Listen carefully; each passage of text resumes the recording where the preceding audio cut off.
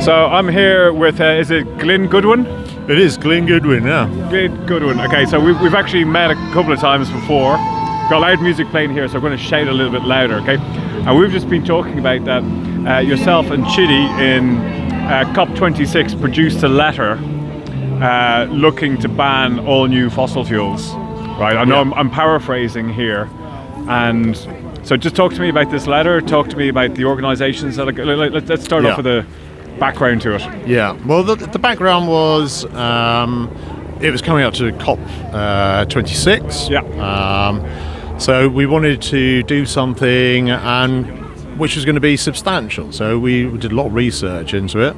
Yeah. And we came up with the COP26 Climate Action Plan. COP26 Climate Action Plan. Yeah. And high level, what was in it? It was high level.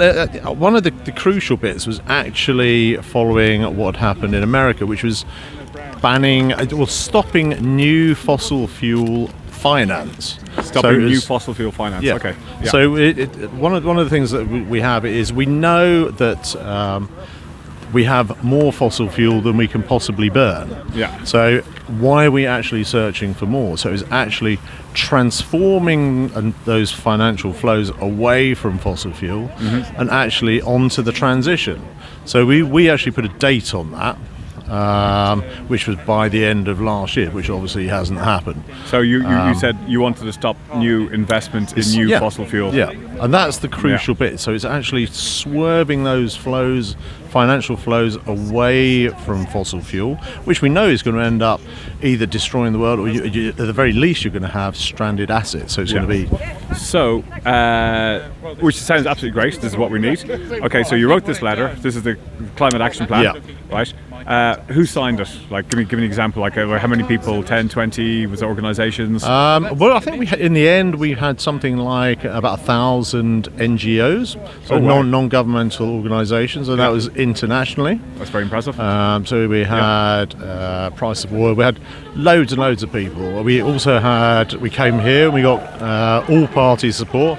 We got the all parties support. Right, even the Conservatives. We had the Conservative Environment Network who signed up to it. Yeah. So it was apolitical in that way, and it was actually what we needed to do.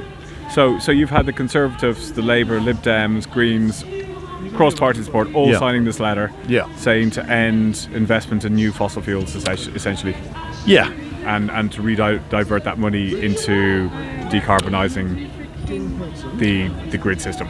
Right. Essentially. Yeah. Decarbonising. And what happened? And what happened was it became very popular. Keir Starmer mentioned it. It became sort of the international, the IAE, the International Energy Agency. That became a thing. Yeah. So suddenly it became this thing that was really a necessity. And so before we wrote the letter, it wasn't really a thing. So then it sort of ended up being the thing that everybody agreed. That's brilliant. So it's is this guy part of it as well? This is Chidi. Chidi, come over here. Come over here for a sec. Yeah. We're talking about the.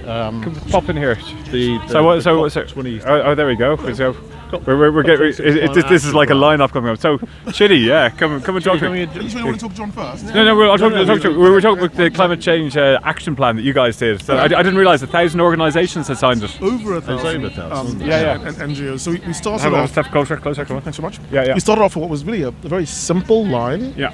We basically said to everyone that we wanted to stop all new fossil fuel projects. This was 2019, 2020. Yeah. So this is before Glasgow. Yeah. It was in time for the first iteration of Glasgow. Yeah, of course, thanks to lockdown, Glasgow was pushed back a year. Yeah. So in the interregnum, that time while we waited, the Spanish government, the Danish government, and even the IEA came out with supporting statements. Wow. So all of a sudden, we went from being a radical group who were asking for a radical thing to being completely mainstream, which was really deflating for us. We wanted to be radical. We weren't radical anymore. Mm-hmm. But then what happened next is even more amazing. The debates about no new fossil fuels have broadened both internationally and domestically. So we now know that in the House behind us, the main opposition party has adopted it as part of its manifesto for the next election. The Labour Party now say that if they're elected into power, they will also pursue a policy of having no new fossil fuel projects started. Now this is particularly important because some of the coal mines in the north of England, for example, that have been approved have such devastatingly large carbon footprints. By one estimate, they will generate more carbon than the bottom 15 countries in the world do now. Wow. And you can't be setting an example for transition. You can't host COP and then backslide in this gigantic way. We're not going to be delayed. We're not going to worry about what the past is. We're looking to the future. COP28 is coming up, and we're writing a new letter for that. What we're aiming to do is to make sure people have positive goals to aim for. So not only are we saying no new fossil fuel projects, we're saying that the budget for the expansion of the energy industry should remain the same or increase, but it should be diverted to specific renewables that are place relevant. So solar for countries that have sunshine, geothermal for relevant countries, tidal and wave for coastal countries. But the idea is to say to the world, we want to see progress, we want to see movement forward, we want to see growth and development. We just want it to be the right kind of growth, not cancerous, horrific, dangerous, boundary-breaking growth, but human-centered growth. Growth that talks about people's welfare, that talks about having healthy environments, that talks about development as an opportunity to expand the benefits that all human beings can have, rather than crush us and tie us into a legacy of failed energy policy that kills people. That's what we're hoping for. Amazing. But Glyn and I, in mid-July, are going to be launching this at the Royal Society. The Royal Society in July, guys. Absolutely. The COP28 letter is going to be amazing. It's called COP28 letter. Yes. So you're going to go back to the 1,000 odd NGOs Absolutely. and all the cross-party people who sign it, and we're going to get it up to 2,000. Definitely double the call to action. But, and we're definitely asking the NGOs to invite not just partners, but their members and other concerned parties, because we want to have wide stakeholder involvement in this. I think that's one of the core things that activists do. You can have all the formal conferences you want. You can have government ministers come in and sit down and pat each other on the back. But if they don't take people along with them, if they don't show a vision for what the future can look like, if they don't inspire people, I think they lose half of their function. Amazing. That's really inspirational. Can I let you know if you don't know? There we go. How the Saudi Emirates, the Arab Emirates, have already made commitments and pledges to put a third of their returns from fossil fuel sales into developing renewable technologies for their own kind. They're not going to keep expanding either. They know the science. They understand the science much more than we are. Side question coming in here.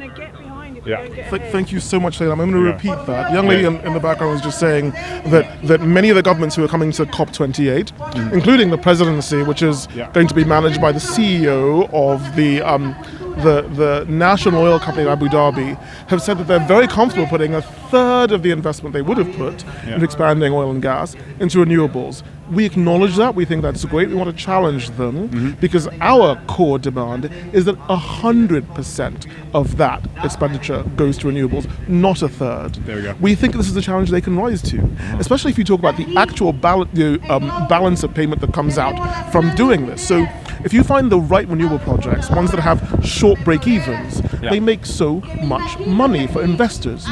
We're not asking people to forego profit. We're not asking them to forego development.